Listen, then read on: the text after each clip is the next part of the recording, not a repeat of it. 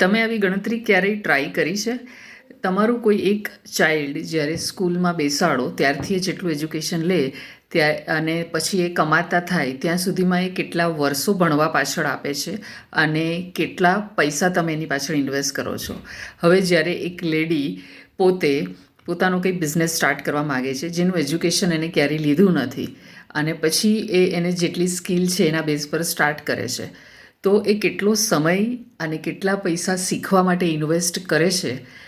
Comparison ખાલી કરી જુઓ કે રોજનો તમારા છોકરાઓનો ભણવાનો ખર્ચો અને કેટલા વર્ષો પછી એ ઇન્કમમાં કન્વર્ટ થાય છે. તો શું તમે જ્યારે બિઝનેસ સ્ટાર્ટ કરો છો ત્યારે માનસિક રીતે તમારી તૈયારી હોય છે કે કેટલો સમય અને કેટલા પૈસા શીખવા પાછળ તમે ઇન્વેસ્ટ કરો છો? અને જ્યારે ઇન્વેસ્ટમેન્ટ કરો છો તો 100% ખૂબ જ સારી કમાણી તમે તમારી પોતાની ઊભી કરી શકો છો.